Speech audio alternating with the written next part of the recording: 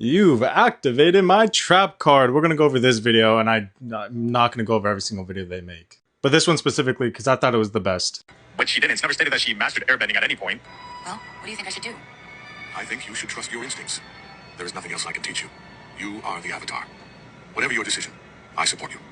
Ah, the age-old lie taken out of context of what they were talking about. So let's roll the full clip and not this partial clip and then adding in our own words to the context. The Avatar shouldn't be a bridge between the two worlds. What if Avatar 1 made a mistake when he closed the portals? What if humans and spirits weren't meant to live apart? Well, what do you think I should do? I think you should trust your instincts. There is nothing else I can teach you. You are the Avatar. Whatever your decision, I support you. Now, would you believe me if I told you they never mentioned earthbending, they never mentioned airbending, they never mentioned being a master of it at any point? But let's see what Tenzin says at the very beginning of Book 1. Teach you everything I know. Chief Uruak, clearly you are very knowledgeable, but Korra still has much to learn about airbending, and I hope that going... Now, correct me if I'm wrong, he literally just said that she is not a master airbender yet because she still has a lot to learn about airbending and the culture. And what does she do throughout all of Season 2? Doesn't train. She doesn't learn any more airbending skills. So she's not a master airbender.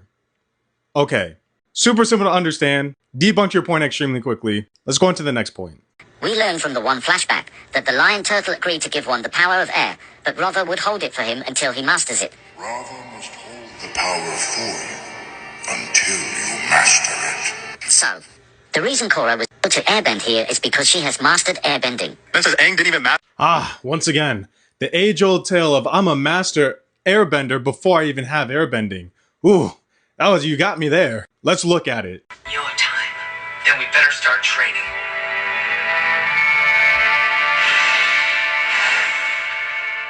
All right, I'm ready to try air. How's this gonna work? The only way for me to give you the other element is to pass through your body and combine our energies. Great. So you've done this before? No, this has never even been attempted. It is very dangerous. That's what they said about living in the spirit wilds, and I survived that. I'm ready. Give me the air.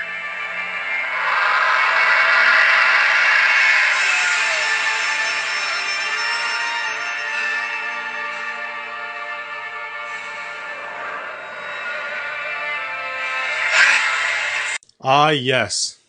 He mastered airbending before he got airbending. Oh, it's so funny. See, the Lion Turtle was saying you must master firebending, and then Rava would give you airbending. And keep in mind, that was only airbending.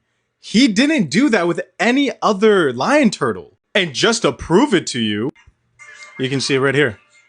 Oh my goodness, a Lion Turtle is bending towards him, and oh, would you look at that?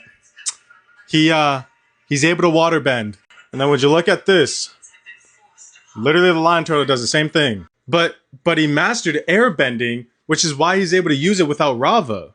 Yet he's not fused with Rava. It's almost like once you have a bending element, it doesn't matter if Rava's there or not. You're still able to bend.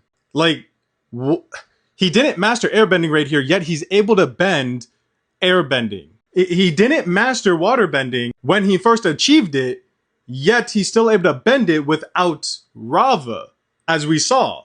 Rava never even went through him for him to use waterbending or earthbending. The only time she's done it was with this airbending. The only thing that happens when she goes through him was to give him this one element and only that element. And then every other time she passes through him, he's just getting stronger and stronger every time. That is it. That's literally what's stated. Oh, but you're going to say I'm a liar, so let's just roll the clip. When you pass through me, I feel an incredible rush of power.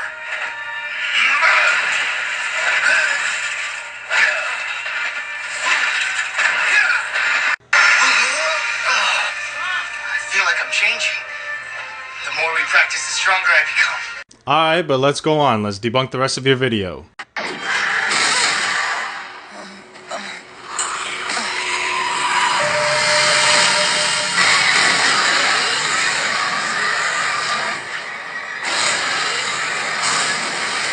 You realize you had to literally go look it up yourself, record it, and then post it. You had to watch the fight to get this clip. And you still said, that's funny because I don't see any glowing eyes. No eyes glow equals avatar state. So let me roll the clip for you.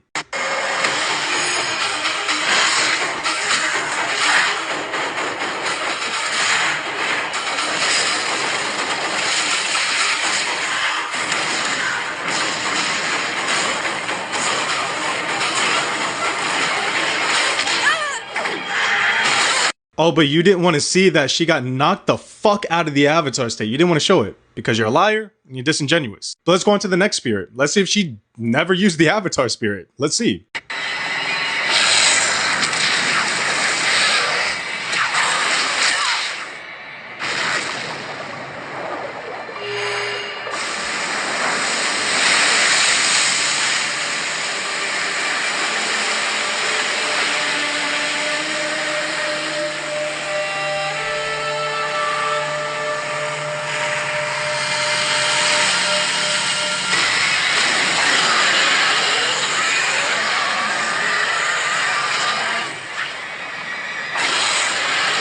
Now it makes sense as to why you didn't show the front of her actual face, because she was in the avatar state. Again, you're a liar and you're disingenuous. Let's move on to your next point. Also, people need to keep in mind, even though the glow goes away, the power still flows through you for a while. We've seen this happen multiple occasions throughout the entire story of Avatar. We've seen Kyoshi do it. We've seen Aang do it. So no, it does not need to constantly be on. Because I can show that too. So if you try and bring that up in another video trying to debunk me on that point, you'll be debunked extremely easily. But again, let's go on to your next point for me to debunk. They say Aang literally lost to Azula multiple times throughout book 2, yet he never lost to Azula. Let's see how it ends. Oh look, Aang beat Azula the first encounter he had with her in book 2. No diffed her. And she ran away from Ba Sing Se when she lost. We know this because in Appa Lost Day, she fights the Kyoshi warriors. So you lied again and are disingenuous.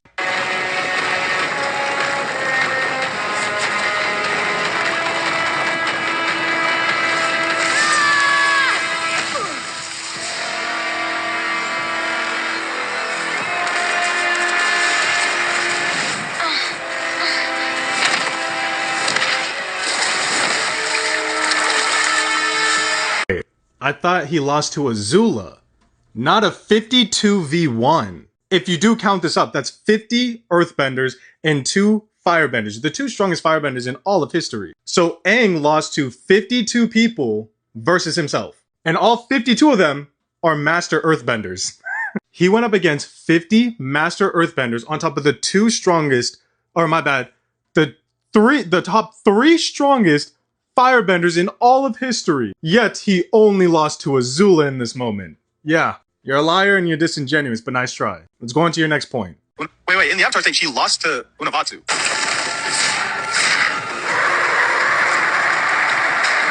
In the Avatar state. Oh my goodness, you can see right here, she's in the Avatar state. As we've already discussed, even when the eyes stop glowing, the power still is in you for a little while after. Do I really have to show every single instance? Oh my goodness, she goes into the Avatar state. How many lies and disingenuous takes did I see you make at this point now? Lying, saying, oh, they were never in the Avatar state when they were. Then they bring up, past lives do not give you more power, only knowledge and experience. I've shown this so many times. Roll the clip. Avatar state is a defense mechanism designed to empower you with the skills and knowledge of all the past avatars. The glow is the combination of all your past lives, focusing their energy through your body. So yes, now that we established that the past avatars all individually focus their energy into his fucking body, I was right. Like, this had to be over 10 fucking minutes just to disprove you on everything. I had to show every single fucking video that you have, that you want to bring up. You did no research, but you say I'm a liar, I'm disingenuous, and I didn't say anything correctly. Korra Defender, you are embarrassing. This was the worst debunk I've ever seen anyone try and do on me. No one can debunk me on anything because what I use is stated verbatim within the canon source material. And if it's not in the canon source material, then the creator has said what I've said. While you use your headcanon and your own knowledge. Have a nice day. You're being put in a playlist now.